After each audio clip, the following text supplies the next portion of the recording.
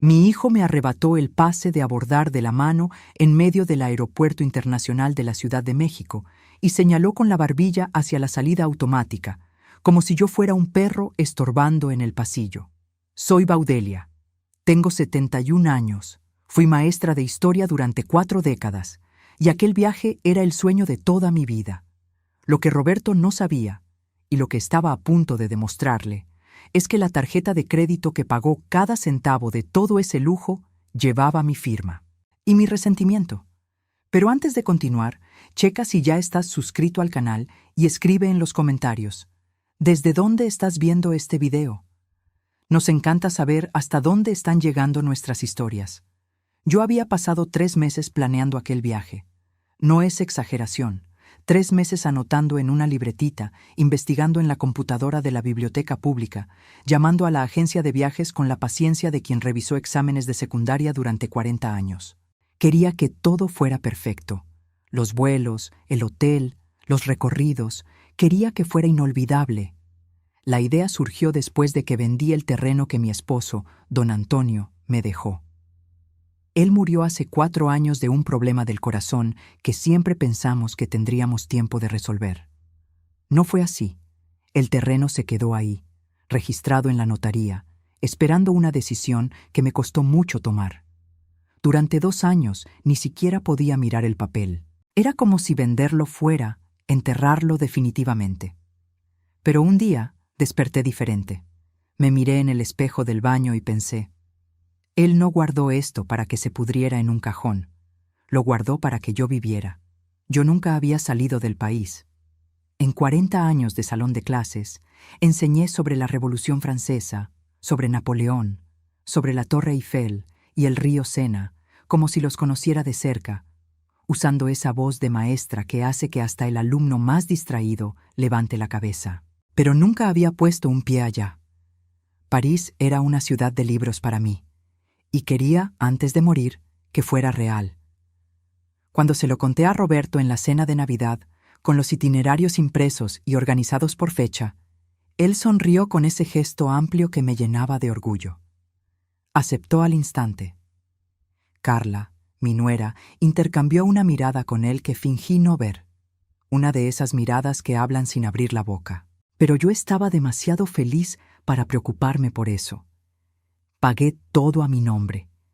Boletos en clase Premier, hotel con vista a las Tullerías, cena en un barco por el Sena, la tarjeta negra del banco, esa que me ofrecieron tras décadas de ahorrar con ellos.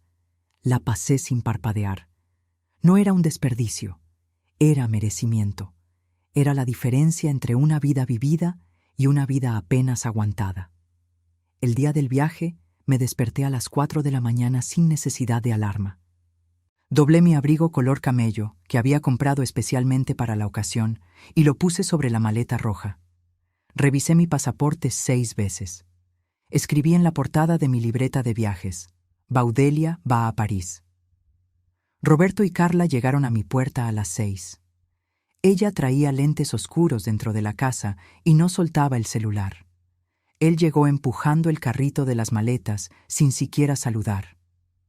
Aquello me dio un pellizco por dentro, pero me aguanté. Era día de viaje. No lo iba a arruinar.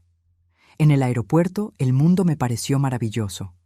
El ruido de las ruedas de las maletas sobre el piso pulido, los anuncios en idiomas que apenas entendía, el olor a café caro mezclado con perfume de duty free, todo aquello gritaba que estaba viva, que ese momento era real. Me quedé mirando los letreros de las aerolíneas con una sonrisa que no podía ocultar. Fue en la fila de documentación donde todo se derrumbó. Roberto se giró hacia mí con una expresión que nunca le había visto. No era impaciencia. Esa la conocía bien. Era otra cosa. Era una determinación fría. Extendió la mano y me pidió mi pase de abordar. Pensé que me iba a ayudar en el mostrador, como hacía a veces cuando creía que yo no podía sola. Se lo entregué sin pensar. Él se guardó el papel en el bolsillo interno del saco. Cuando le pregunté qué estaba haciendo, bajó la voz y dijo las palabras que se grabaron en mi memoria como fierro ardiente en madera blanda. Dijo que yo no iba a París, que me cansaría en 2 horas, que sería una carga.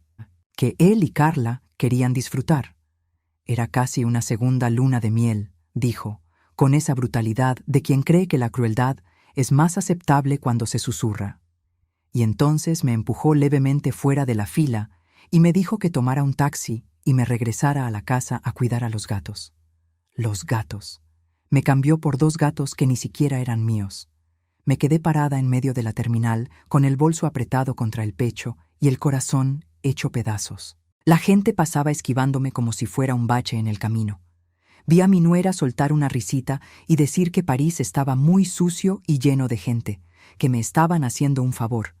Vi a Roberto agarrar mis maletas, incluida la maleta roja con mis mejores vestidos, y caminar hacia el mostrador sin mirar atrás. Me desechó. Me borró del plan como quien borra un error de cálculo. Por un minuto, solo por un minuto, estuve tentada a obedecer. Tomar el taxi, volver a casa, sentarme en el sofá viejo y llorar mientras ellos brindaban con champaña en el avión. Sería fácil. Sería la Baudelia de siempre, la madre abnegada, la abuela invisible, la mujer que pide perdón por existir. Pero entonces, mi mano derecha, casi por instinto, tocó la cartera dentro de la bolsa, y mis dedos encontraron el plástico frío de la tarjeta negra. Y recordé algo muy importante. Yo lo había pagado todo. Existe una diferencia entre llorar de dolor y llorar de coraje. El dolor te dobla, el coraje te endereza. Mientras seguía parada en ese pasillo del aeropuerto, viendo las lágrimas resbalar por mi barbilla, sentía ambas cosas al mismo tiempo.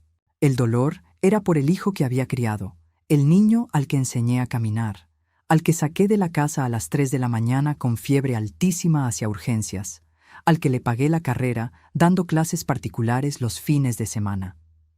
El coraje era por todo lo que yo había permitido. ¿Durante cuántos años había agachado la cabeza? Conté mentalmente mientras me apoyaba en una columna fría para no caerme. Roberto gritando porque lavé mal una camisa. Carla diciéndome que no tocara la computadora, que lo iba a desconfigurar todo. Las veces que le pedí que me pagara un dinero que le presté y él me cambiaba el tema. Las veces que cociné en domingo para que no gastaran en restaurante y me iba de ahí sin un gracias. Yo misma me había convencido de que era la vejez, que así era esto. Uno se va volviendo inútil, va perdiendo espacio, se va convirtiendo en un mueble más. Pero en ese momento, con la cartera en la mano y París esperando del otro lado del océano, entendí algo que debí entender mucho antes. Los muebles no tienen tarjeta de crédito Centurion. Me enderecé. Me limpié la cara con el dorso de la mano. La tela áspera del abrigo nuevo me raspó la piel y ese pequeño dolor me terminó de despertar. Respiré profundo. El aire olía a turbocina y café recalentado y di media vuelta. No fui a la salida. Fui al mostrador de atención de la aerolínea, ese con el letrero luminoso que decía «Ventas y servicio al cliente». Había una fila corta. Esperé con la paciencia de quien cuidó exámenes de 2 horas en silencio absoluto. Cuando el joven del mostrador me llamó, vio a una señora elegante con mirada de acero. Saqué el pasaporte, mi identificación y la tarjeta negra. Puse todo sobre el mostrador con un golpe suave pero definitivo. El sonido seco del mazo de un juez. Pedí la cancelación de los boletos de mis acompañantes. El joven parpadeó varias veces. Me explicó que ya habían hecho el check-in, que las maletas ya estaban documentadas. Le expliqué, con mi voz de maestra, esa que silenciaba a 50 adolescentes con una frase, que yo era la titular del pago y que quería la cancelación inmediata, que cuando los códigos fueran escaneados en la puerta de abordaje, la máquina sonara en rojo. Él procesó todo. Imprimió un documento. Me pidió mi firma. Firmé con el pulso firme. La B de Baudelia nunca se había visto tan grande y orgullosa. Mientras la tinta se secaba en el papel, sentí como si 100 kilos se hubieran quitado de mis hombros. No era peso de maletas. Era el peso de años de ingratitud que había cargado pensando que era amor. Le pregunté al joven qué pasaba con el equipaje cuando un pasajero no abordaba. Me explicó que, por protocolo de seguridad, la maleta debía ser bajada del avión. Los pasajeros tendrían que ser llamados para identificarla. Excelente. No fui al taxi. Fui al control de seguridad. Tenía mi pasaporte.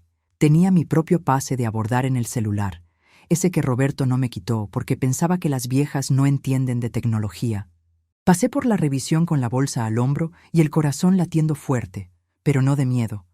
Era adrenalina. Era esa claridad extraña que solo aparece cuando ya no tienes nada que perder. Me instalé detrás de una columna ancha cerca de la puerta 18, con vista perfecta al mostrador de abordaje, y esperé. Roberto y Carla aparecieron minutos después, seguros de sí mismos como dueños del mundo. Ella posaba para el celular. Él escogía el ángulo. Reían. Probablemente celebraban lo fácil que había sido deshacerse de la jefa. La voz de la sobrecargo anunció el abordaje prioritario por el altavoz. Ellos se levantaron con esa prisa alegre de quien está a punto de ganar algo. Fueron a la fila. La sobrecargo escaneó el código de Roberto. El lector emitió un sonido grave, largo y feo. Una luz roja parpadeó. Vi los hombros de él tensarse. Vi a Carla levantar la vista del celular. Vi que él insistía, irritado, seguro de que era un error de la máquina. Nuevo escaneo. Nueva luz roja. La sobrecargo empezó a teclear en la computadora con expresión seria. Yo no sonreí. Me quedé inmóvil detrás de mi columna, observando el teatro. Una maestra en la última fila, viendo al alumno descubrir que no había estudiado para el examen. El momento en que Roberto lo entendió fue como ver una lámpara encenderse en la oscuridad. Sucedió despacio. Primero la confusión, luego la incredulidad, y después esa expresión de quien se da cuenta de que el suelo que ha pisado toda la vida se puede hundir. Vi sus ojos abrirse demasiado. Vi su boca formar una palabra que no salió. Vi cómo giraba el cuello, barriendo la terminal con la mirada, buscando a la viejita inútil que debía estar en un taxi llorando camino a casa. Salí de detrás de la columna. Me planté firme, con los pies separados, el abrigo camello impecable, la bolsa sujeta con ambas manos a la altura de la cintura, la misma postura que usaba cuando entraba al salón y quería silencio sin tener que pedirlo. Nuestras miradas se cruzaron a lo lejos, y por primera vez en muchos años, él no vio a la madre que estorba. Vio a Baudelia. No sonreí, no hice gestos. Levanté el celular despacio, mostrando mi propio código QR, verde, válido, confirmado, y lo saludé con un movimiento lento de los dedos. Un adiós de quien se está marchando. El caos se desató alrededor de ellos. La sobrecargo llamó a seguridad. La fila empezó a protestar. Roberto perdió los estribos y empezó a caminar hacia mí gritando, con el dedo señalándome como si yo fuera una criminal. Un guardia con uniforme azul se le atravesó en el camino. No retrocedí ni un centímetro.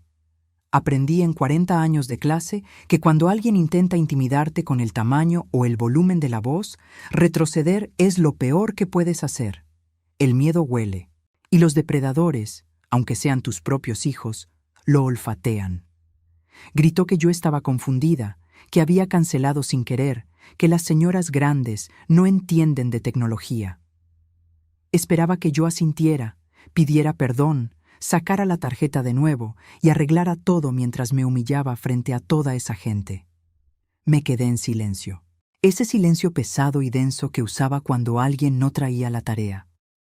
Cuando finalmente bajó el tono, al ver que el guardia no se iba a mover, que toda la fila lo miraba y que su historia de la madre senil se estaba cayendo a pedazos, hablé.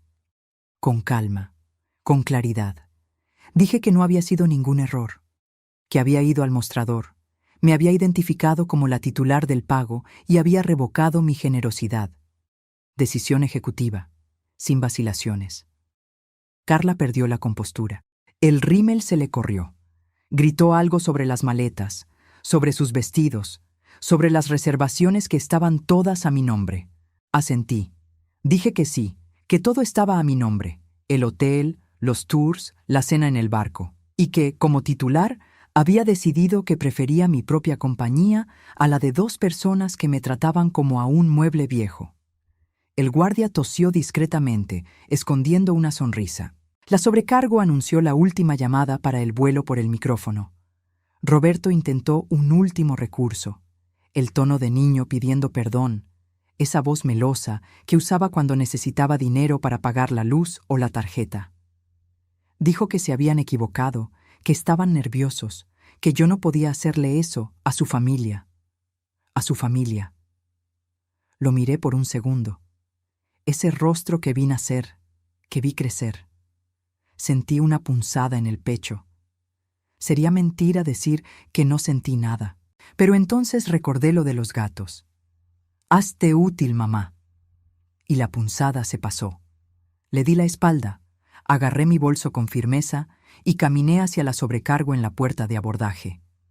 Mis zapatos ortopédicos resonaban en la alfombra azul. Oía sus gritos detrás de mí, pero sonaban lejanos, como una vida pasada que ya no me pertenecía.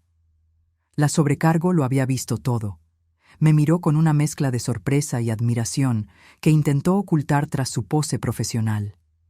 Pasé el celular. El lector pitó.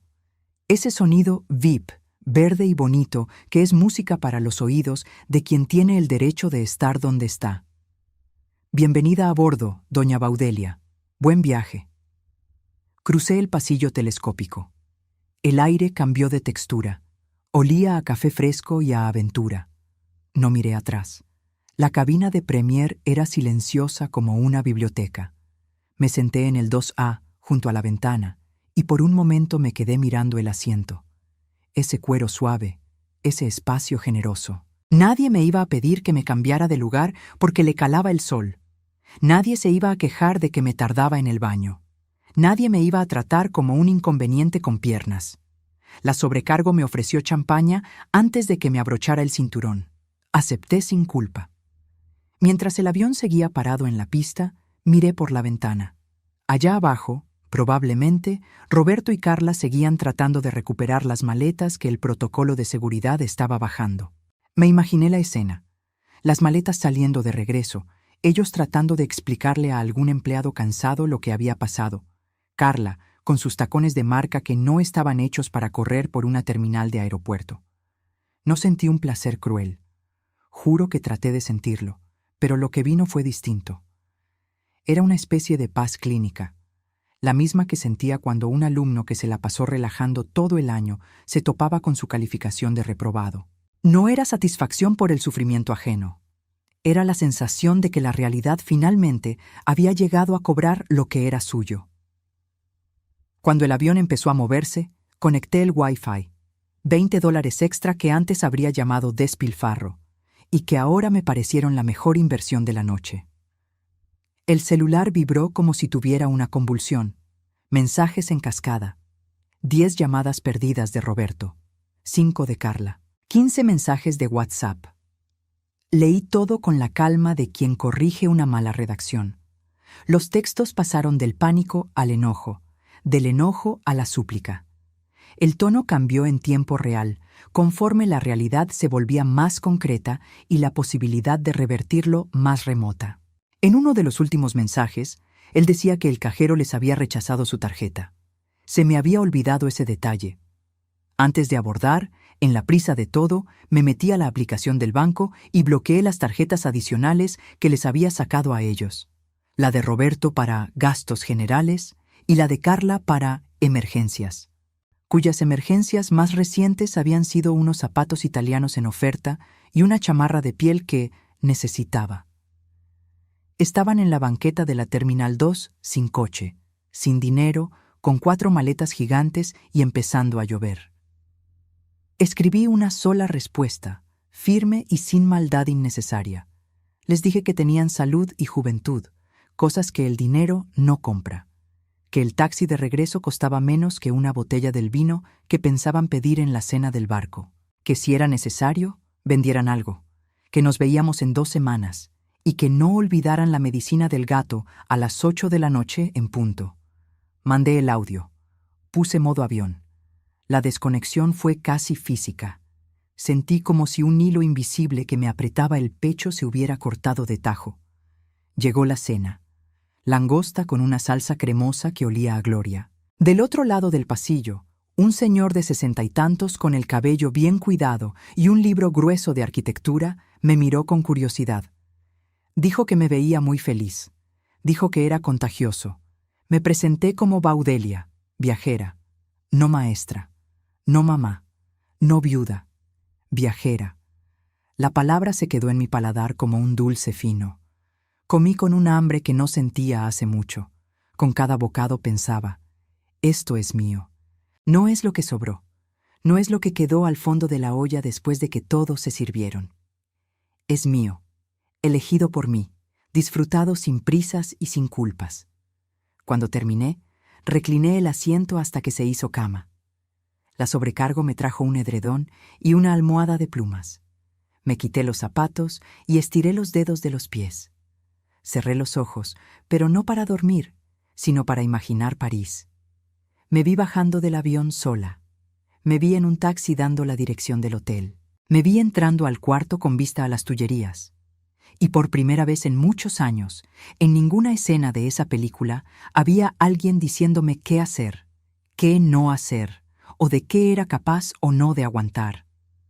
Dormí 8 horas seguidas, sin gatos maullando y sin hijos ingratos. París no olía a perfume caro como me lo había imaginado. Olía a lluvia reciente sobre piedras viejas y a pan caliente. Un olor honesto que me llenó los pulmones en cuanto me bajé del taxi frente al hotel. El chofer, un señor de bigote canoso que casi no hablaba español, me abrió la puerta con una reverencia que mi hijo no me hizo ni el día de su boda. «Bienvenue, madame», dijo, ayudándome a bajar con cuidado, pero sin tratarme como si fuera de cristal. «Madame, no abuela, no jefa, no señora grande». Entré al lobby del hotel con paso firme. Candiles de cristal sobre piso de mármol. El fantasma de la Baudelia insegura intentó susurrarme que yo no pertenecía a un lugar así, pero lo espanté tocando la tarjeta negra en mi bolsillo. Yo había pagado por esto. Yo pertenecía. El recepcionista ni pestañeó cuando llegué sin maletas. Cuando le expliqué, en mi inglés pausado y básico, que la aerolínea había tenido un problema logístico con mi equipaje, me ofreció un kit de limpieza de lujo y una copa de vino de cortesía. Subí al cuarto. Era hermoso. Cortinas de terciopelo. La ventana con vista a las Tullerías. Me acerqué al vidrio y miré hacia afuera. Era esa ciudad. La ciudad de los libros que había cargado en la cabeza durante 40 años. Real, mojada por la lluvia, iluminada por la mañana de otoño. Me quedé ahí parada un buen rato, sin poder moverme. Luego me senté en la orilla de la cama y lloré. Pero esta vez fue un llanto distinto. No de humillación ni de coraje. Fue un llanto de desahogo, de esos que uno trae guardados tanto tiempo que cuando salen no hay cómo pararlos. Lloré por mi esposo, que había juntado ese dinero para que yo fuera libre y que no estaba ahí para verlo. Lloré por los años de servidumbre disfrazada de amor materno. Lloré por la mujer que había dejado ir desapareciendo, poco a poco, como pintura vieja que se descascara en una pared. Cuando terminé, me limpié la cara con la toalla de algodón egipcio del hotel. Dormí 1 hora más. Desperté con hambre. Bajé a desayunar y me comí un croissant que se deshacía en la boca como si nunca hubiera existido algo llamado culpa. Después salí por la puerta giratoria hacia las Galeries Lafayette. Entrar a ese lugar fue como entrar a un templo, pero en lugar de santos había maniquíes con seda y lana fina. Una vendedora se acercó con esa sonrisa profesional que no pide permiso ni perdón. Yo, que toda la vida me había ido directo a los estantes de rebajas, la ropa beige y gris que nos vuelve invisibles, la ropa apropiada para mi edad, según los demás. Hoy no. Pedí un vestido, azul rey, no gris. Me probé cosas que Carla habría dicho que eran ridículas para mi edad. Una mascada de seda con estampado geométrico, unos zapatos de piel suave con un taconcito, un abrigo rojo. Me miré en el espejo del probador. Vi a una mujer con arrugas y cabello blanco, cuyos ojos tenían una picardía juvenil que no reconocía. Era guapa, no a pesar de su edad, sino con ella, por todo lo que esas marcas representaban. Pasé la tarjeta sin remordimientos. Salí de la tienda con bolsas en los brazos, sintiendo el peso delicioso de mi propia elección. Caminé hasta el río Sena. Me senté en una banca de madera a la orilla del agua y me quedé viendo pasar los barcos turísticos. Una joven a mi lado leía un libro. Me sonrió y empezó a platicar. Primero en francés, luego mezclando inglés, luego con señas. Se llamaba Sophie. Cuando le dije, en resumen, que me había escapado de una vida demasiado pequeña para mí, dijo que me veía muy valiente. Valiente. Saboreé la palabra como la langosta de la noche anterior. No siempre lo fui, respondí. A veces la valentía es lo único que te queda cuando te quitan todo lo demás. Esa tarde subí a la Torre Eiffel. Pagué el elevador hasta arriba. Nada de hacer fila en las escaleras. ¡Qué tontería! Mientras París se iba haciendo chiquito allá abajo, pensé en mi esposo. Él había guardado ese dinero para nuestra vejez. Siempre decía que viajaríamos cuando los hijos crecieran, cuando la vida se calmara. La vida no nos esperó. Mira, viejo, susurré al viento frío de las alturas. Ya llegamos. Sentí una paz que no sabía describir. La culpa de madre, esa cadena invisible que me amarraba, se disolvió en la altitud. Roberto era un adulto. Si se caía, tendría que levantarse solo. Yo ya no era el colchón de nadie. Era Baudelia, la maestra de historia que finalmente estaba viviendo la suya. Los días que siguieron fueron de una ligereza que había olvidado que existía. Aprendí a usar el metro de París con la aplicación del celular y un mapa de papel doblado en el bolsillo. Combinación invencible. Me perdí 2 veces y me encontré 3. Comí quesos que olían fuerte y bebí vino en la comida sin sentir que tenía que pedir permiso. Visité el Museo del Louvre sola y me quedé frente a la Venus de Milo todo el tiempo que quise, sin nadie diciéndome que estaba retrasando al grupo. Cada noche, antes de dormir, escribía en mi libretita. Pero no era un diario de viaje, era un plan de vida. Fui llenando las páginas con una claridad que solo llega cuando uno finalmente deja de vivir bajo el guión de los demás. Decidí vender la casa grande donde vivía con Roberto y Carla, esa que se había vuelto una cárcel de comodidad, donde yo cocinaba y limpiaba en silencio mientras ellos veían series. Compraría un departamento pequeño, práctico, cerca del centro cultural, donde daban clases de pintura que nunca me había dado el lujo de tomar. El dinero que sobrara, y sobraría mucho, se convertiría en un fondo de viajes. Intocable, sagrado, y los límites. Roberto y Carla serían bienvenidos en mi vida con cita previa y buena educación. No más ropa lavada gratis. No más préstamos que se volvían donaciones. No más disculpas por existir. Era mi constitución. Mi declaración de independencia personal. En la penúltima noche, sentada en el restaurante del hotel para cenar, pasó algo pequeño que se me quedó grabado. El mesero trajo la cuenta junto con una cajita de chocolates. Cortesía de la casa, dijo, porque la energía de la madame había sido inspiradora para todo el equipo durante la semana. Dejé una propina generosa y salí a la banqueta. La Torre Eiffel estaba iluminada a lo lejos, brillando como diamantes contra el cielo negro. Me quedé ahí parada mirándola, con mi abrigo rojo nuevo y los pies cansados de tanto caminar. Un cansancio del bueno, de quien usó el cuerpo para algo que valió la pena. Pensé en el momento en que el avión aterrizara de vuelta en México. Roberto y Carla estarían ahí, probablemente, con flores o con cara larga, dependiendo de cómo los hubiera tratado la semana. No importaba. La mujer que bajaría del avión no era la misma que subió. Aquella, la que cuidaba gatos y pedía perdón por respirar, se había quedado en la Terminal 2 disuelta como el humo. La mujer que regresaba sabía pedir vino en francés, había aprendido a andar sola en el metro de una ciudad extraña y tenía la claridad absoluta de que su vida, la de verdad, apenas estaba en el primer capítulo. Me miré en el reflejo de un aparador cerrado. Me guiñé un ojo a mí misma. Bien hecho, maestra, pensé. Clase dada. El avión aterrizó en una mañana fría y despejada. Cuando las llantas tocaron el asfalto, sentí una vibración recorrerme el cuerpo de pies a cabeza, no de miedo por lo que iba a encontrar, sino de esa firmeza tranquila de quien sabe exactamente dónde está pisando. 2 meses antes, en ese mismo aeropuerto, yo era la mujer que cargaba las compras de los demás y todavía pedía perdón si estorbaba. Ya no. Pasé por migración con el pasaporte en la mano y el abrigo rojo puesto. El oficial miró la foto, me miró a mí y puso el sello. Bienvenida de nuevo. Sonreí. No para él, para mí. En la zona de llegadas, ahí estaban. Roberto con las manos en los bolsillos y la mirada oscilando entre el arrepentimiento y el orgullo herido. Esa combinación incómoda de un hombre que se equivocó feo pero todavía no sabe cómo comportarse.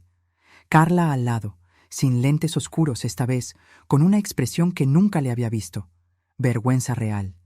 Traían flores, rosas amarillas, compradas a la carrera seguramente. No corrí a abrazarlos. No fingí que no había pasado nada. Caminé hacia ellos a mi propio ritmo, con mis bolsas de París en el brazo y los pies firmes en el suelo. Roberto empezó a hablar antes de que yo llegara. Un discurso atropellado, mitad disculpa, mitad justificación. Todo mezclado de esa forma confusa de quien pasó una semana ensayando y a la hora de la hora se trabó. Carla se quedó callada, mirando al piso, que era lo máximo que podía esperar de ella por ahora.